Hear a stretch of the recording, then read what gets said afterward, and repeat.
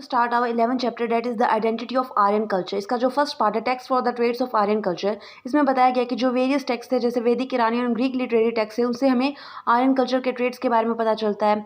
Various जो text है जैसे ऋग्वेद, जैन अवेस्ता, होमर्स का इलियाद और ओडिसी, उससे हेल्प मिलती है कि जिससे हम मटेरियल कल्चर और कुछ सिग्निफिकेंस एस्पेक्ट वगैरह मिलते हैं आर्यन कल्चर के ट्रेड के।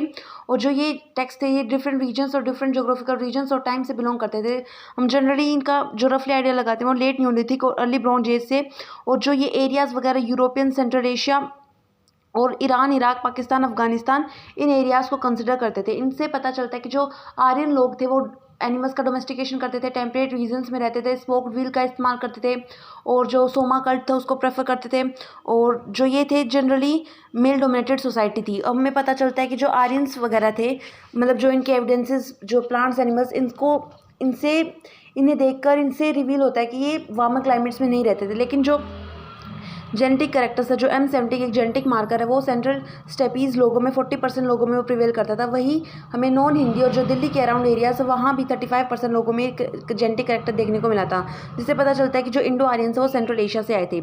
ये हॉर्स के डोमेस्टिकेशन को काफ़ी मानते थे, ये मतलब हॉर्स को ज़्यादा इंपॉर्टेंस देते थे। जो अलग अलग लिटरेरी टेक्स्ट वगैरह थे उनसे हमें जो हॉर्सेस के एविडेंस का पता चलता है, उन वेरियस टर्म्स से पता चलता है, जिससे उन्होंने बताया कि ये हॉर्सेस को ज़्यादा इंपॉर्टेंस देते थे। अलग टर्म्स जैसे जो मतलब पिग्स, हॉर्सेस, मतलब काउज वगैरह और जो बुल वगैरह ये भी देखने को मिलते, लेकिन ज़्यादा इंपॉर्टेंस एज कम्पेयर हॉर्स का था। अवेस्ता एक टर्म थी जिसे हम कैटल वेल्थ बोलते थे, जिसका मतलब होता था कैटल वेल्थ। और जो मतलब टाइगर और राइनोसोर्स के एविडेंस नहीं मिलते थे because of the cold climate. और हमने देखा कि कई बार जो हॉर्सेस के नाम से रिलेटेड ही ह्यूमंस वगैरह के नाम भी रखे जाते थे, जैसे हीरोडोटस का नाम कंसिडर होता है कि ये हॉर्स से सिग्निफाइंग होकर रखा गया था। उसके बाद ओडिसी की एक टर्म है जिसमें एक टर्म यूज़ होता है, होमर की जो बुक है ओडिसी, होम की जो पोएम ओडिसी, उसमें जो एक टर्म यूज़ होती है इक्वेरी, जिसमें बताया गया कि जिसका मतलब होता है कि पर्सन जो इंचार्ज होता है हॉर्सेस का बिलोंगिंग टू द चीफ। उसके बाद हमने देखा कि जो प्रेयर्स वगैरह की जाती थी ताकि जो किंग्स वगैरह उनको स्विफ्ट हॉर्सेस और स्ट्रॉन्ग सन्स मिले,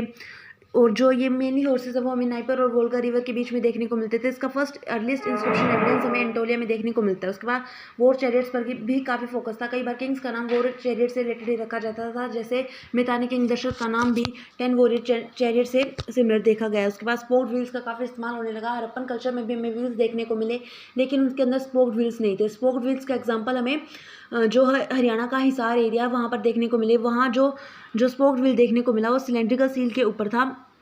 और हम बोल सकते हैं कि जो ये मतलब बता दिया कि ये तो मोहनजोदड़ो और हड़प्पन साइड में नहीं देखने को मिला था। जो हॉर्सेस वगैरह के रिमेन्स थे वो हमें ईरान, अफगानिस्तान वगैरह में भी मिले थे। उसके बाद जो हॉर्सेस रिमेन्स का मतलब डाउटफुल एविडेंस मिलता है इनके इंडियन सब कॉन्टिनेंट में, लेकिन जो पिराक हॉर्सेस वगैरह, पिराक कॉम्प्लेक्स जो बोलन हाउस कराची प्लेन्स में था, वहाँ इसके अर्लियर एविडेंस मिले। कई फेसेस पे जैसे पोस्ट हड़प्पन और प्री हड़प्पन जैसे लोथर, बनावली, ये साइट्स वगैरह थी, वहाँ भी हमें हॉर्सेस के कुछ एविडेंस देखने को मिले थे। उसके बाद पिट वेलिंग्स, आर्यन कल्चर पिट वेलिंग्स को परफॉर्म करते थे।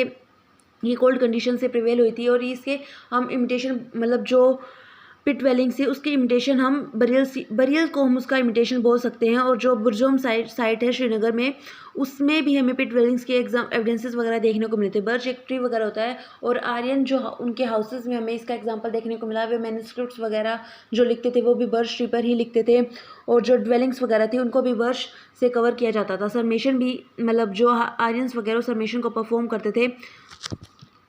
हड़प्पन ऑल्सो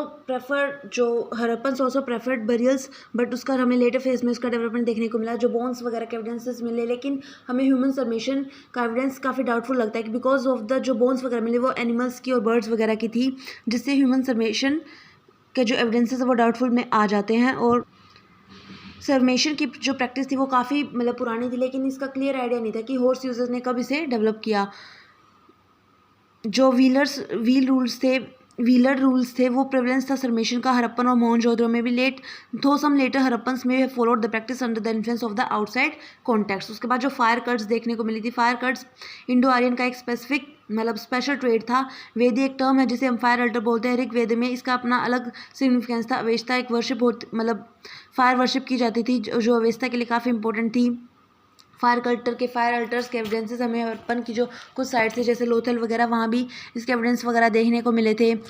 और जो एनिमल सेक्रीफाइस भी जो आर्यंस का एक इम्पोर्टेंट रिचुअल था, वो जो ट्राइब्स वगैरह थे उनकी एक यूनिवर्सल प्रैक्टिस थी। वो जो काउस वगैरह उनके मिल्क को मानते थे कि काउस के काफ वगैरह के लिए होता है, ये खुद उसे कंसिडर नहीं करते थे, मीट वगैरह खाते थे। और आर्यन कल्चर में हमें एनिमल सेक्रीफाइस के साथ हॉर्स सेक्रीफाइस भी देखने को मिला। अश्वमेध यज्ञ जो होता था उसका ऋग्वेद में काफ़ी मेंशन भी देखने को मिला। और वेरियस जो एविडेंसेस थे वेस्टर्न और सेंट्रल यूरोप और सेंट्रल एशिया में, वहाँ पर भी हमें हॉर्स एविडेंसेस के काफ़ी एग्जांपल देखने को मिले थे। उसके बाद जो बफेलो सेक्रीफाइस भी काफ़ी होता था, गॉडेस शक्ति को की वर्शिप के लिए हमें बफेलो सेक्रीफाइस देखने को मिलता था। उसके बाद जो कल्ट ऑफ सोमा, सोमा एक ड्रिंक होती थी, उसका हमें रिचुअल प्रैक्टिस देखने को मिलती थी। पहले कल्ट ऑफ सोमा, उसके बाद जो प्लांट होता है फिड्रा, उसका यूज़ हमें मतलब जो रिचुअल्स में और जो टेम्पल था जैसे टोगलोक 21 जो मार्जिना के साउथ ईस्टर्न टर्कमेनिस्तान में, वहाँ पर इसका एक रिचुअल सिग्निफिकेंस देखने को मिलता था। स्वास्तिक जो सिंबल माना जाता था आर्यंस का, उसका जो एक जो प्रिवेंट उसका इम्पोर्टेंस जो जब नाजिज्म ने इस सिंबल को अडोप्ट किया, उसके बाद इसने एक ग्लोबल कैशेट एक्वायर कर लिया था। जो जो स्वास्तिक सिंबल है उसका ओरिजिनेशन हमें जनरली इलाम से देखने को मिलता है।